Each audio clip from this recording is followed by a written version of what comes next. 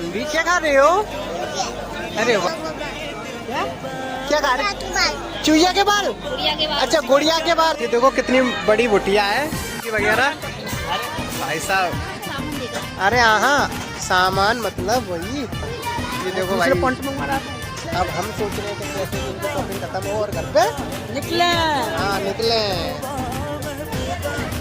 Guys, ये ले लिए सानवी के लिए परस, छोटा सा।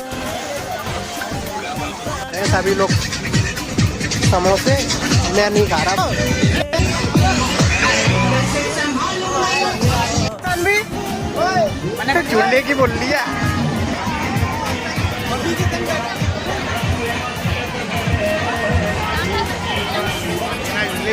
हाँ जी, क्या झूलोगे? ये वाला नहीं, ब्रेक डांस नहीं, टप वाला।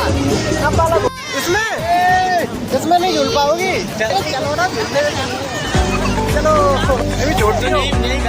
चलो